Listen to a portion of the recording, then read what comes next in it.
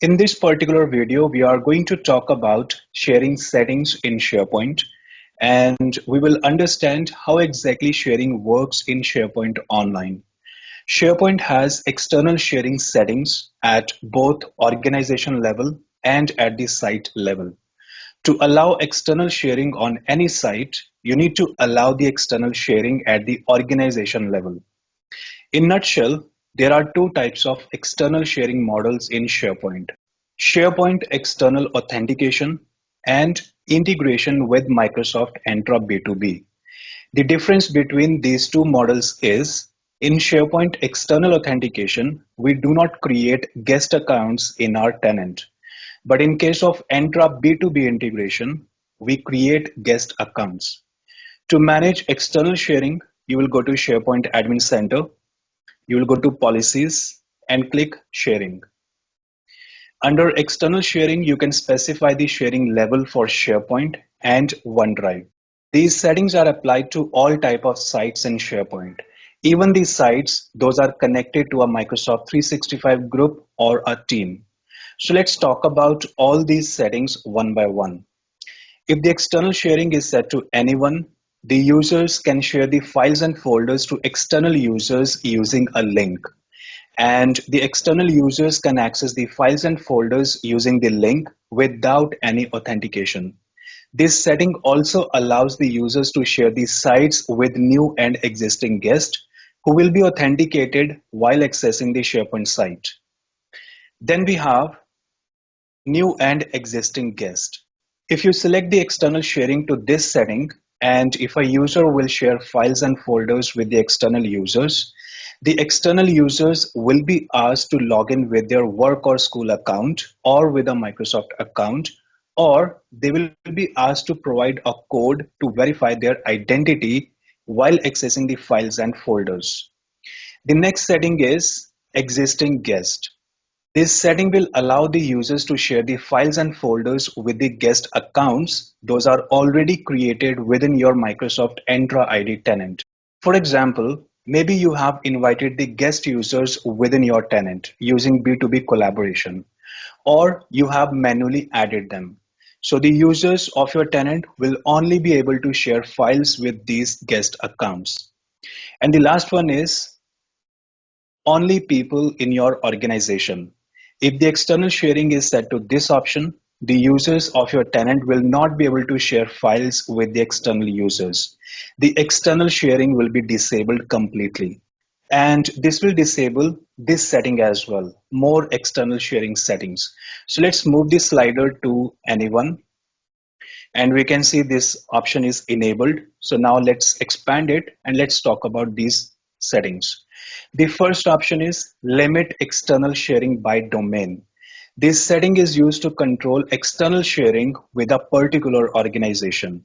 These settings are also applied to all the sites in SharePoint and to the OneDrive accounts.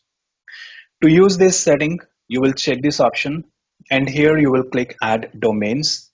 And here either you can add domains in the Allow list or within the block list. For example, you can select Allow list, and here you will type the domain name. And here you can add maximum of 5,000 domains. Now, if we go to Microsoft Entra ID,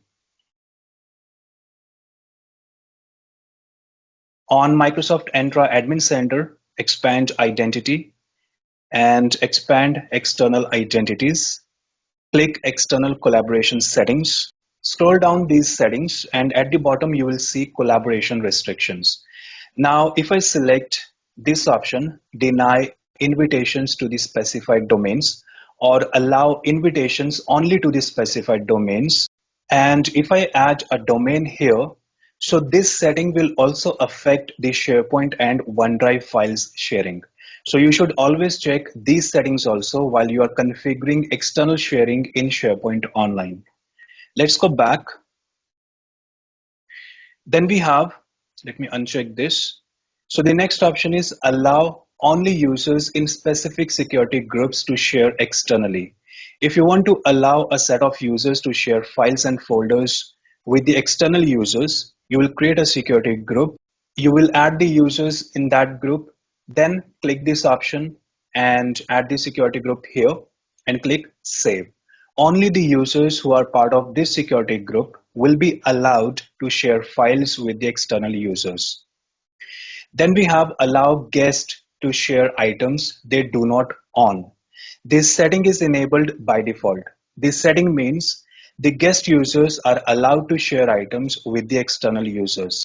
Then we have guest access to a site or OneDrive will expire automatically after this many days.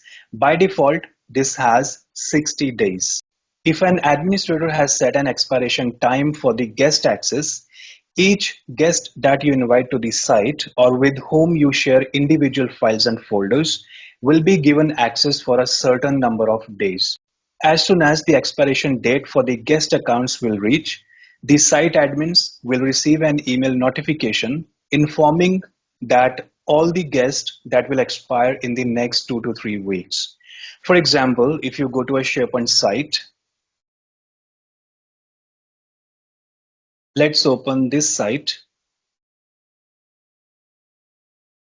go to Settings, Site Permissions, and here under Guest Expiration, click Manage.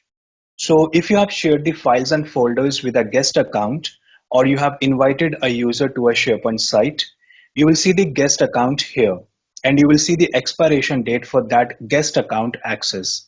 So as an administrator, you can extend the expiration date for the guest account from here. Let's go back to SharePoint and go to sharing. Now the next option is people who use a verification code must re-authenticate after this many days. This particular value has 30 days.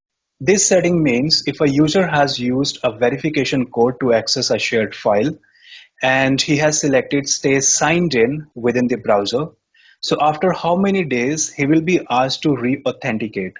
By default, this is set to 30 days, but you can type a value from 1 day to 365 days. And here, by default, value is 60, but you can add a value from 30 days to 730 days.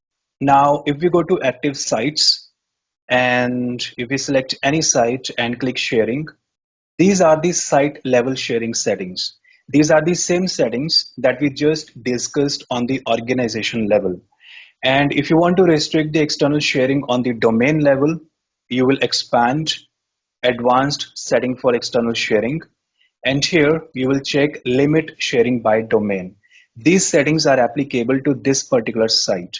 If you want to perform same settings on a different site, you need to select this site, then go to sharing settings and you can perform all the changes. The next option is expiration of guest access. By default, this will be set as same as organization level settings. But if you want to use a different duration for this site, uncheck this option, select this option that says guest access requires automatically after this many days. And here you can add a value from 30 to 730 days. And then we have default sharing link type. By default, this is also set as same as organization level settings. But if you want to change it, you want to use a different setting, uncheck this option and you can use any setting from here. And same goes with default link permission.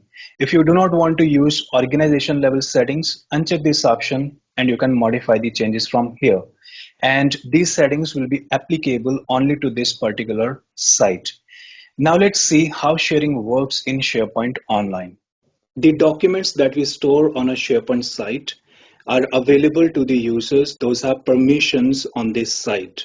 But sometimes we want to share these documents with the users. Those are not part of this site. So in these scenarios, we can share the documents with the other users. If you want to share a document with a user, you can right click on the document, then click share, or you can click three dots next to the document you want to share and click share, or you can hover your mouse over the document and then click share. The process will remain same. So let's click share. At the top, we can see the name of the document that we are going to share. And here we need to add the name or the email address of the user with whom we want to share this document. You can add internal user here or even an external user. So let me add few users.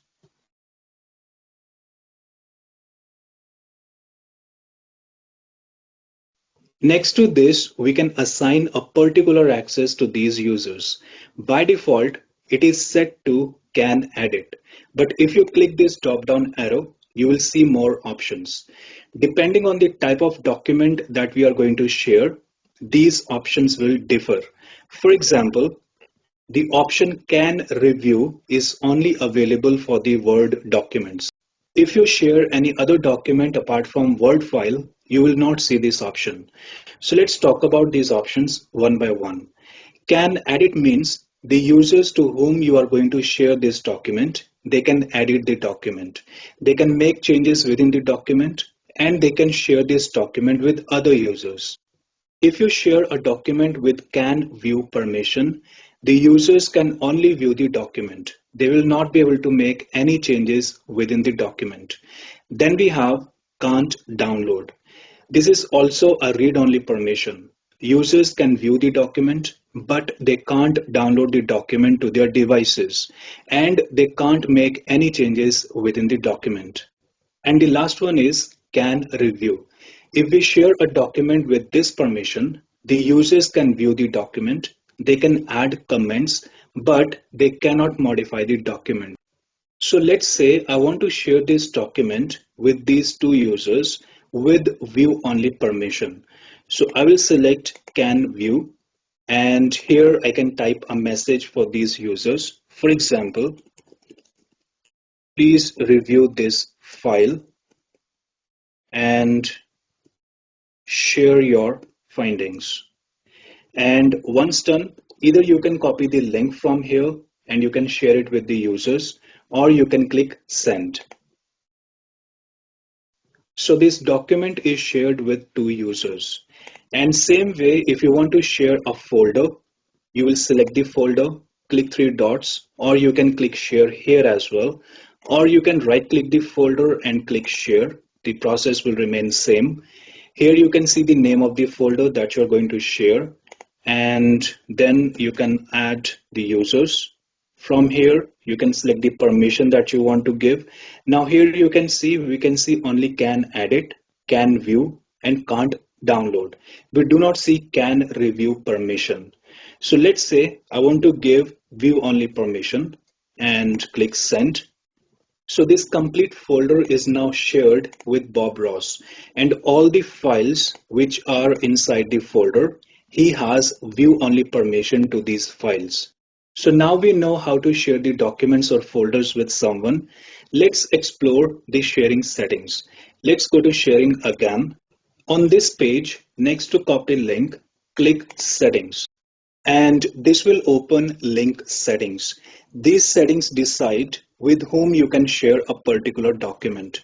If you see a setting disabled or it is grayed out, that means the setting is controlled by the administrator from SharePoint Online Admin Center. So let's talk about these settings one by one. If you select anyone and share a document with someone, that user can open the document, and if he forwards this document to someone else, that user can also access the document. And this is applicable for both internal and external users. So this is the most restrictive setting within an organization. Most of the organizations keep this option disabled. Then we have people in Office 365 concepts. Office 365 Concepts is the name of my tenant. If my organization allows only this option, I can share the documents only with the internal users. That means the users of this organization. Then we have people with existing access. If you want to share a link of the document again with a user who already have access to the same document, you will select this option. This setting doesn't change any permission. It only reshares the link of the document with whom that document is already shared. And the last one is people you choose. This setting allows you to choose particular people with whom you want to share the document. By using this setting, you can share the documents with internal and external users. And if a user will forward the link to another user, that user will not be able to access the document. Only the users with whom you have shared the document can access it. Next, we can see the permission level. If you want to share the document with edit permission, can review permission, view only permission, or with can't download permission. And then we have expiration date. We can set a date for this link. For example, I'll select, let's say 1st of August. So after this date, this link will be expired. And after this date, the user will not be able to access the document. Now, these settings, these edit permissions or the expiration date, these settings will depend on the permission level that we have selected above. If I select people in Office 365 concepts, I can see these two settings. But if I select people with existing access, I will not see these two settings. Also, if I click people you choose, I can see if I can give edit or view permission, and I can set expiration date as well. So let me share this document again, and let's click apply. Let me reshare this document with Bob Ross and same user. You can copy the link from here. For example, I copied the link. Now I can share this link with Bob Ross or this user, and they can directly open this link with edit permission. Or I can send an invitation to these two users.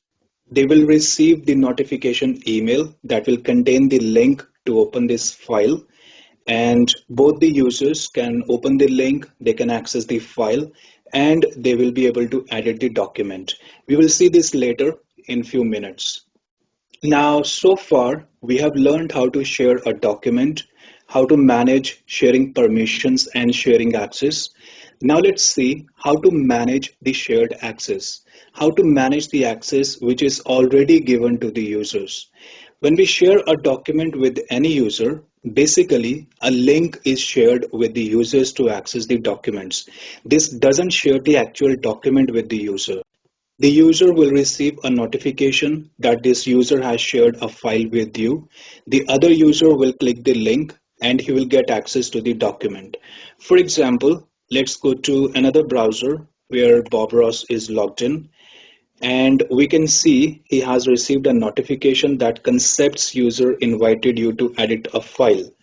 So Bob Ross will copy the link and he will paste the link, or he can directly click on this file, or he can click open and this file will open. Now Bob Ross has edit permission, so he can modify this document. Also, if you share a document with someone, this doesn't give access to the user to the SharePoint site or the document library in which the document is stored. The user will get access only to the document that is shared with him. So if you want to validate the sharing permissions, or you want to see with whom a particular document is shared, right click the document and go to manage access, or you can click three dots next to the document and click manage access. So here you can see this document is shared with these two users with edit permission.